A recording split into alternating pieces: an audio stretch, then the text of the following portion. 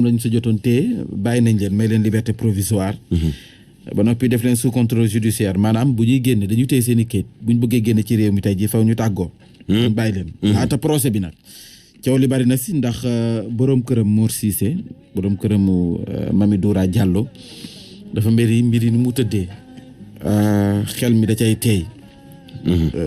ndax version yi bari na lool. waaye nag dañ ne tungu ne du teenu nataal. ndax moom gis nañ ni mu expliqué kon fekk na mbir yi bu sukkandikoo ci ay kàddoom dañuy jéem a jokkoo moom Mor Cissé mu dikkaat ci mbir yi.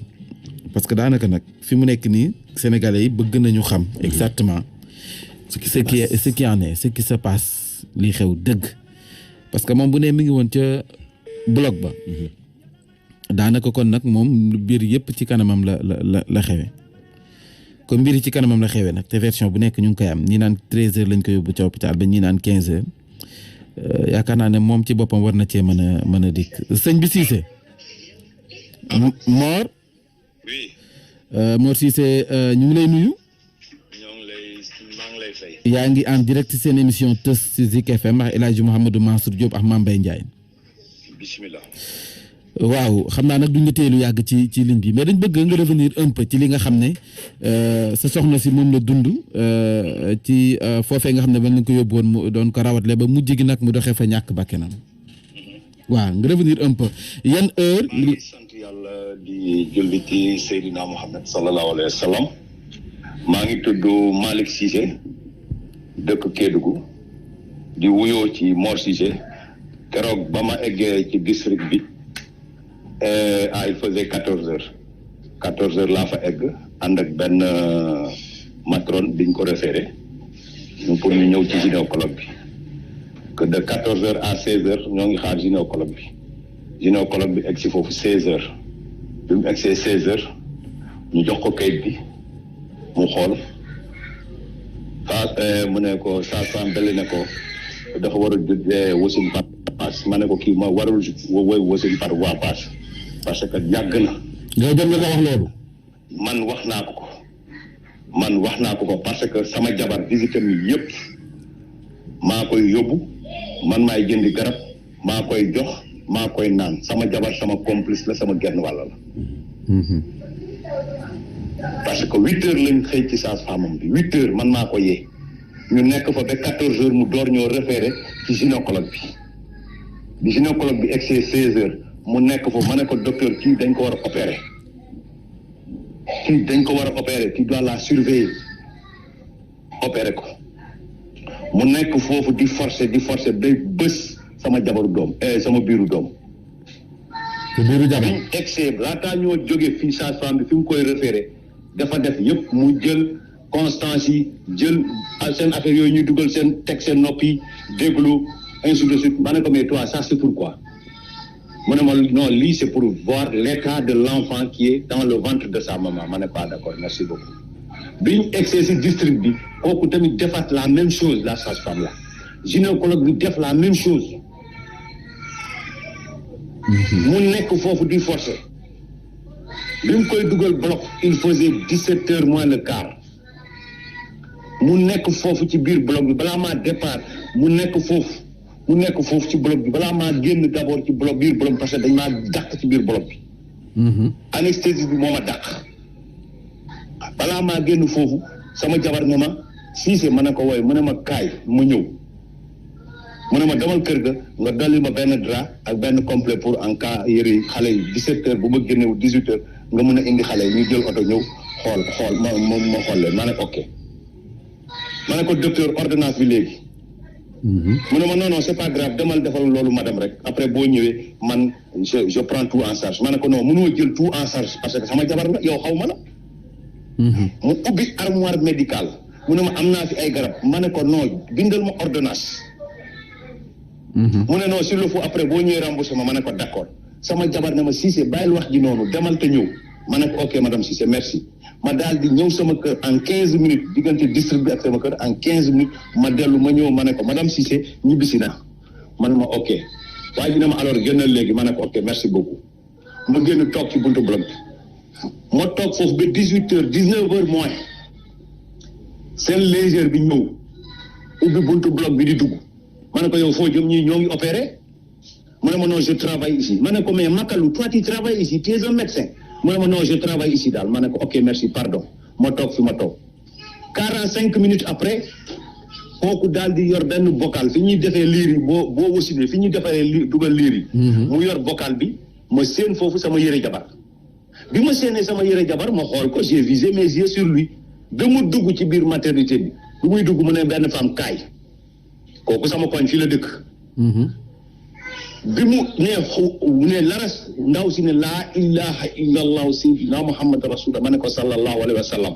yow yaa wax loolu man maa wax loolu rek waa ji waaf da nga topp ci ginnaaw dem dugg ci biir ma ne ko mais kii lan la wax mu ne ma noo dara ma taxaw Makalu boobu la Makalu laa replier waat ma ne ko Makalu ana li nga yoroon mu ne ma non va demander ça à la sage-femme ma ne ko loo wax kii mu ne ko je l'ai rien dit ma ne ko si tu as parlé ma ne ko li nga yoroon anam mu ne ma va demander à la sage-femme ma ne ko merci ma taxaw yuuxu sage-femme mu daal di daw ñëw ma ne ko ana li kii yoroon lan la yoroon mu ne ma non c'est le bébé ma ne le bébé mu ne ma ne ko il est où c'est le ou là mu ne ma c'est le ma ne ko il est où mu ne ma moo ngi fi kaay ma ànd ak moom dugg mu pousse ma benn carton ma ne mais comment ça kii bokkal la dugal fii la may pousse carton comment ça peut se passer comment ça peut se passer mu ne ma en tout cas c'est ça qui l'a amené ici si tu veux connaître c'est ça ouvre ma daal di ubbi carton bi gis sama yëre jabar génnee ko ubbi fekk ñu tàggale bopp bi ak yaram bi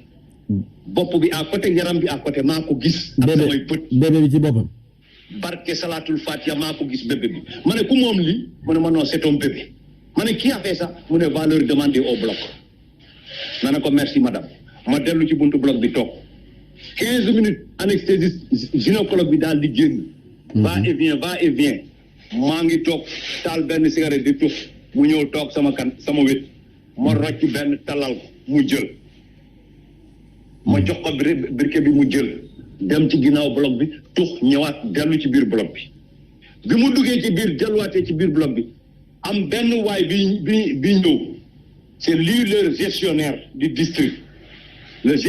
district Ibra Diop mu ñëw dugg génn ma ne mais comment ça en pleine opération les gens font un va-et-vient dans le bloc là comme si c'était un marché waa ji ci boppam ni mu amee temps di jamasante ak man avant ak jour boobu bokkul il a été radical mu dem yoonam ma toog jàpp sama njàmbur après anesthésie bi tamit génn ñëw ne ma grand pardon kaay ma ne ko man mu ne ma waaw ma ne ko ok ma topp accompagné de mon beau-frère le grand frère de ma femme mu ñëw romb buntu bi Makalu duggee pour dem ci maternité bi romb bureau gynécologue bi dem ci salle de garde bi pousse fekk mu tëje mu replier ubbi buntu fëgg daal di fëgg bureau gynécologue bi fëgg on comme ça gynécologue bi jaaree nañu ginnaaw jaar fi Makalu jaaroon ci buntu sarale bi mu ubbi bureau dugg ci toog ci bureau kële ñëw fëgg mu ubbi ñu dugg ma ne sama biir xel ñii film la ñuy jouer ou bien cinéma la ñuy def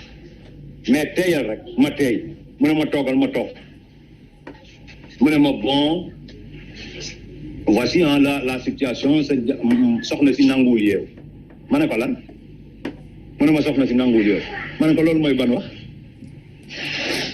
soxna si nanguwul yeew mu ne ma ne ko mënul nekk bébé bi nag yéen a ko rendee nii mu ne pat noppi ma ne yéen a ko rendi comme ginaar taggale bopp bi ak yaram bi mu commencé di jooy anesthésiste bi commencé di jooy foofu sama beau frère bi ne ko looy jooy comme que defu leen dara looy jooy instant boobu laa woo préfet bi le préfet de Kédougou ci laa ko woo il faisait 22 heures sous la pluie jour boobu Kédougou il a plu une forte pluie le préfet est venu sous la pluie j'ai appelé les religieux le chef le président de la Ligue islamique son frère je l'ai appelé ñoom ñëpp ñu ñëw je m'ai appelé mes parents j'ai appelé toutes mes connaissances hôpital bi fees district bi fees dal ma wax leen di am ci le docteur Danfakha génn recevoir préfet bi ci bureau ñun ñëpp ñu dugg mu commencé di wax ma ne ko docteur Danfakha prends tes responsabilités lii du sa wax tu es irresponsable et immature lii du waxu kilifa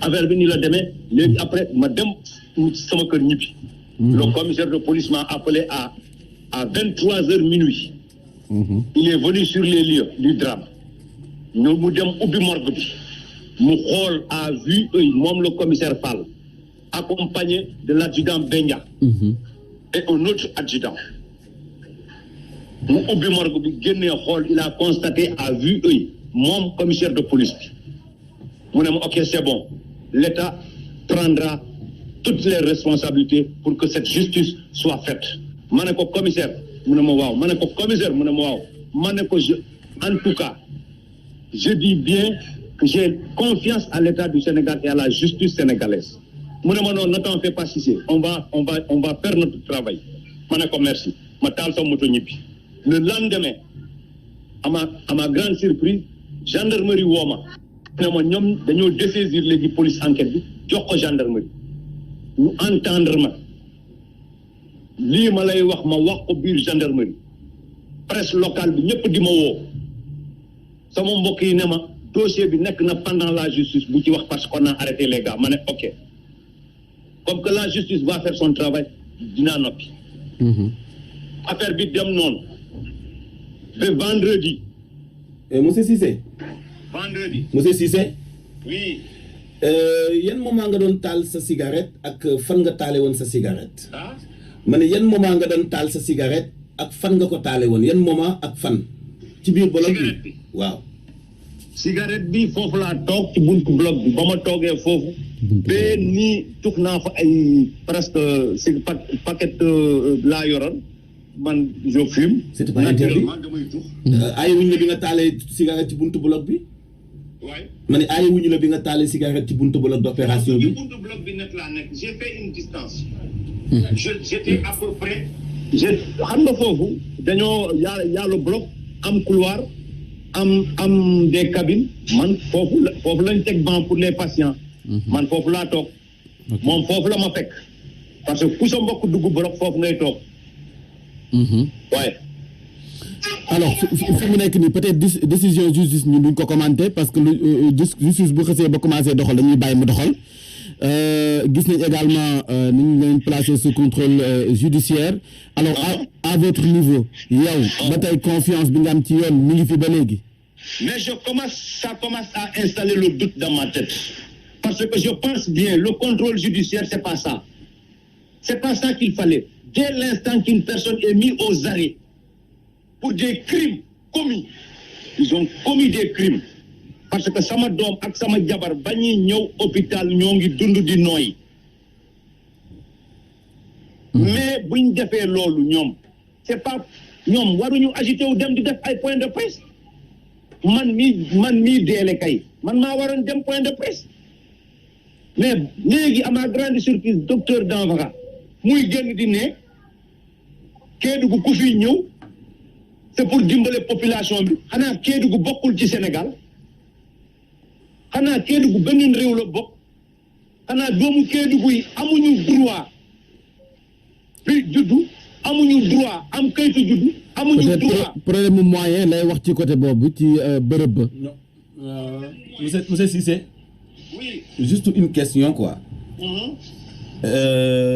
bi nga avant ngay ñëw ci centre de santé bu Kédougou ñaata yoon nga dem ci dispensaire bu Dalaba gynécologue bii ci boppam al na écho sama jabar gynécologue bii defal na ko ay échographie waaw léegi ci jour bi mu matoo fi nga njëkk dem noonu waaw ñaata yoon nga fa dem ñaata yoon laa dem ci district bi waaw ci fi nga njëkk dem Dalaba mais Dalaba foofu la ñuy visiter sama jabar sage-femme boobu moo ko depuis bi mu jëlee ëmb te nu mu fi mu toll ni kooku moo koy visiter alors ci jour bi ñaata yoon la fa dem jour bi nga xam ne moom si la doon mucc da nga njëkk dem ñu ne la delluwaatal wala foofu dem naa foofu 8 heures laa fa njëkk egg moom moo ñu référé ci district bi il faisait 14 heures ok da nga ñëw boobu lañ egg waaw uyul El Hadj monsieur Cissé dañu ni ñaata yoon nga dem ci Dalaba le même jour avant ngay dem ci poste de santé bu Kédougou merci dem naa foofu le 29 dem naa foofu le 30 dem naa foofu le 29 la njëkk yëngu nga dem alors le 29 bi nga demee lan nga am comme information maanaam ñoom lu ñu la wax ci sa situation jabar mu ne ma des na. ñu ne la mat bi des na. mu ne ma mat bi des na. munul benn baaram bi munul dugg sax. waaw ok nga delluwaat. benn baaram munul dugg loolu la sage-femme bi wax. waaw ngeen delluwaat. mu ne ma dellu leen na dox ma ne ko d'accord. mais le lendemain à 8 heures elle était à un doigt. le lendemain 8 heures bi ngeen ñëwaatee. 8 heures bi mu ñëwee bi ma ñëwaatee foofu ci poste de santé bi benn doigt fa lañ nekk de 14 heures. mais ñoom ñi di xool ndax benn doigt wala est-ce que ñoom xamoon nañ ne césarienne lañ war a def. mais ñoom yaakaar naa maîtresse sage-femme. moom mooy def premier diagnostic. waaw dans les normes. moom mooy def premier diagnostic door la référé ci gynécologue. ok compétence am fu mu yem fa lay yem parce que c'est le gynécologue qui est le chef de la maîtresse sage-femme. après ñu si lañ leen référé fële. seen durée jàng université bokkul. ok mais kii boucher la. mais je lance un appel au ministère de la santé et de l'action sociale. bu dee moom avocat la nekkatul blouse blanche robe noire la na ko wax état du Sénégal parce que nit ñi on ne peut plus vivre dans ces conditions. mais peut-être dina teel torop ñu commenter décision justice bi parce que affaire yi mi ngi ci yoon pareeguñu. donc xëy na mën nga am ba tey. waaw vas-y. xam nga dossier Sénégal lañ nekk. Sénégal saay-saay waxul dëgg waaye yàq na xel. saay-saay waxul dëgg waaye yàq na xel. bu ministère de la santé déplacé wu ñëw ba Kédougou pour autopsie waroon nañ ma woo. yow jotuñu la woo. mais woowuñu ma benn yoon. ils ont même voulu faire une réflexion. monsieur Cissé xam nga yow def nga armée donc xam nga dafa am ñaar yoo xam ni duñu leen boole du benn muy audit ak enquête. dafa am ñaari niveau yu bokkul audit ak enquête. donc commissaire bi ñëw na ba constater est-ce que ñoom am nañu autorisation ubbi enquête wala déet est-ce que yëg nga ni ñoom ñu ngi ci enquête bi wala déet. xam nga fan la dut bi lu tax affaire bi xaw a louche moo tax ma ne la saay-saay waxul dëgg waaye yàq na xel foofu laa doon ñëw le suspect xam nga quand quelque chose est suspect allô. waaw ñu ngi lay déglu. ce qu'ils ont fait, il y a eu suspect. Dès l'instant qu'ils ont voulu faire un audit ñaari parti la. boo ñëwee ci service di auditer ñaari parti ngay jël mais du benn version mais ministère de la santé dafa ñëw jël ay li seen personnel bi wax ñu bind rapport d'autopsie et à ma grande surprise malhonnête qu'ils sont ñi naan sama jabar dafa jabet mais c'est faux ñoom musuñ naa wax ne sama jabar daa jabet musuñu ma koo wax. masul am trace.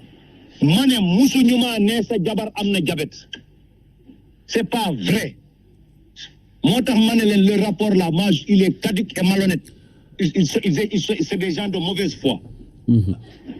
parce que jigéen bu ëmb bépp am nekk 9 mois mais moo ngi def bilan moo ngi def analyse man maay jëli résultat yóbbul ko infirmière bi yóbbu ko médecin bi man ñii maay def yëpp Kédougou yëpp xam nañu loolu sama jabar sama njaboot fu ñu toll ci man. ok mais dama gis ne ministère de la santé avocat di jaabal la bëgg a def état bi dafa war a jël seeni matuwaay on sanctionne les auteurs sinon. population bi. monsieur Cissé voilà dama am rek benn question nga baal ma de. bi nga jógee dispensaire bu Dalaba. dafa am sage-femme bu àndoon ak yéen ba ci district sanitaire bi. matron bi moo ngi tudd Damba Mousso. mu àndoon ak yéen moom lañ jox bulletin de référé bi. ngeen ànd dem ak moom. moom madame moo wàcc jógal boppam wàcc. dugg ci oto bi madame moo dugal boppam ci oto bi. man ma jël sama moto. moom ak sa accompagnante bi la matrone. ba ci biir district bi. ñoo leen gunge. waay. ok xam naa peut-être temps bi moo ñu may ñu étaler. voilà peut-être une dernière question. mais monsieur Cissé. je suis très disponible. ouais mani est-ce que dafa am waxuñu la ni ci moment yi mu ëmbee dafa am diabète gravidique muy diabète bi nga xam ni bu ëmbee rek lay feeñ. musoo jot benn information par rapport à ça. musu ñu ma koo wax. Jamais de la vie. te soxna si masu la ko wax également. Ils ne m'ont jamais dit cela. ma ne sama jabar doomam bi mu mujjee am pas césarienne la. césarienne la. ok. te ci même district bi la. mais li nga xam ne. xaw na nekk ci dutu population Kédougou bi. mooy procureur de la République def les deux versions à l'écoute victime ñi constitué au partie civile ak ña nga xam ne ñoom lañ jiiñ affaire bi. procureur de la République il a les auditions des deux parties li tax procureur autosaisir def leen garde à vue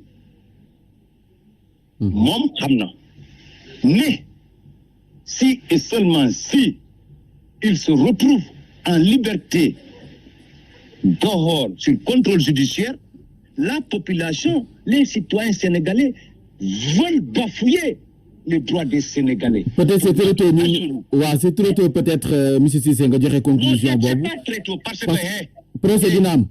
lii même d'accord mais xam nga saay waxul dëgg waaye yàq na xel. doo génnee nit garde à vue bu ko delloowaat kaso xam nga loolu gisaguñ ko Sénégal. ok. gisaguñ ko Sénégal. ok ministère de la santé mooy def seeni manigance.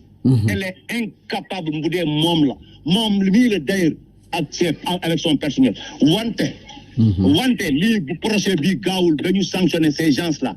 nañ xam ne tout ce qui adviendra ñoom ñooy responsable. jërëjëf monsieur Cissé temps bi daf ñoo xooj parce que 54 moo jot.